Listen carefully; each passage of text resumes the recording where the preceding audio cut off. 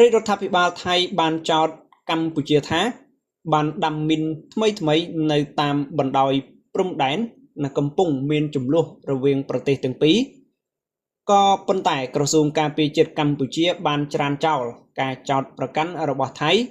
និងបានជំរុញឲ្យភាគីថៃជៀសវាងការល្បាតនៅតំបន់មានមីនចាស់សល់ពីសម័យសង្គ្រាមហើយកម្ពុជានៅតែបដិញ្ញាចិត្តធ្វើការជាមួយថៃនៅស្របទៅតាមកិច្ចព្រមព្រៀងសន្តិភាពដែលត្រូវបានចុះហត្ថលេខាកាលពីខែតុលាកន្លងទៅ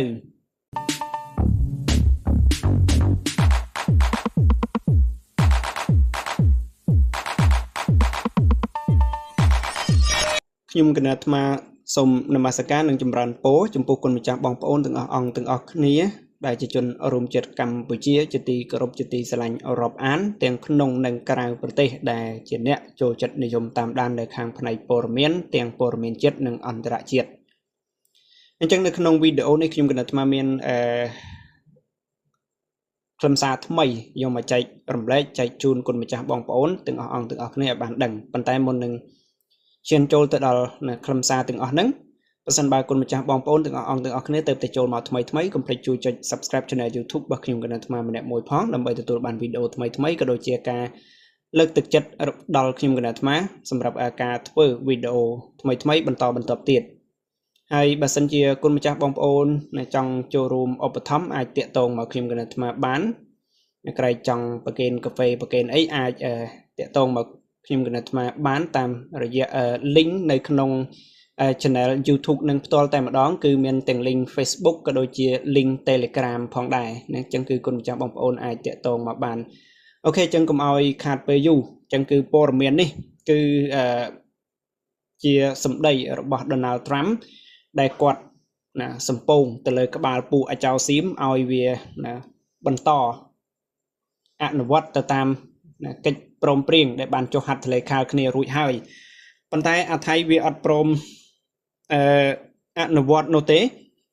ដោយកាលពីថ្មីហ្នឹងវាយកលេសតាក់ទងទៅនឹងរឿងមីនដែលថាកម្ពុជារបស់យើងជាអ្នកដាក់មីនហើយកូនទាហានពួកអខ្វៈភ្នែកកូនទាហានរបស់វាឬក៏វាចាត់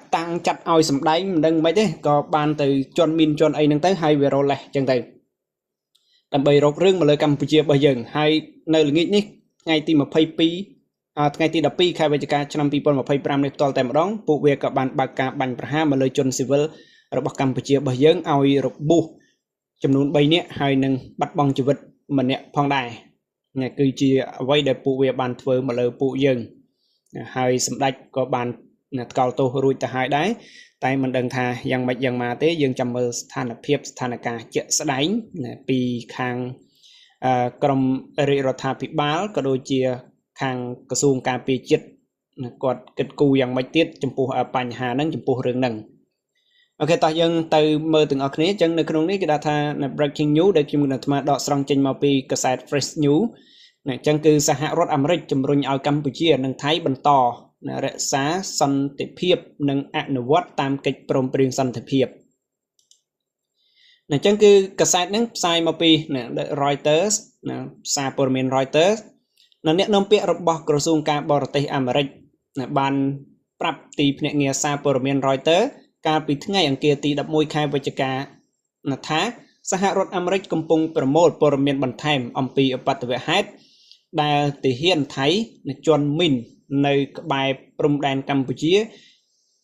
ជាមួយការជំរុញឲ្យប្រទេសជិតខាងទាំងពីរបន្តរក្សាស្ថិរភាពនិងអនុវត្តតាមកិច្ចព្រមព្រៀងសន្តិភាពដែលត្រូវបានចុះហត្ថលេខាដោយមានប្រធានាធិបតីសហរដ្ឋអាមេរិកលោក Donald Trump ធ្វើជាសាក្សីការកត់សម្គាល់របស់មន្ត្រីអាមេរិកខាងលើកើតមានឡើងបន្ទាប់ពីភាគីថៃបានសម្រេចផ្អាកការអនុវត្តតាមកិច្ចព្រមព្រៀងសន្តិភាពជាមួយកម្ពុជាក្រោយទាហានថៃ3នាក់រងរបួសក្នុងហេតុការណ៍ជន់មីនអំឡុងការល្បាតមួយហើយដែលកំពុងคล้ายជាការធ្វើតេស្តមួយលើបទឈប់បាញ់សម្របសម្រួលដោយលោក Donald Trump រាជរដ្ឋាភិបាលថៃបានចោទកម្ពុជាថាបានដាំមីនថ្មីនៅតាមបណ្ដោយព្រំដែន là cầm pung miền chủng lúa rồi viên protein từng pí có phân tảiក្រសួងការពារជាតិកម្ពុជាបានច្រានចោលការចោទប្រកាន់របស់ថៃនិងបានជំរុញឲ្យភាគីថៃជៀសវាងការល្បាតនៅតំបន់មានមីនចាស់សល់ពីសម័យសង្គ្រាមហើយកម្ពុជានៅតែបញ្ញាចិត្តធ្វើការជាមួយថៃនៅស្របទៅតាមកិច្ចព្រមព្រៀងសន្តិភាពដែលត្រូវបានចុះហត្ថលេខាកាលពីខែតុលាកន្លងទៅគូបញ្ជាក់ថានាយករដ្ឋមន្ត្រីថៃលោកអនុទិនឆានវីរគុណដែលឥឡូវនេះកំពុងតែបែកងាងខ្លាំងមែនទែនគឺអនុទិននឹងបែកងាងទៀតហើយបែកទៅតាមនាយករដ្ឋមន្ត្រីមុនទៀតហើយ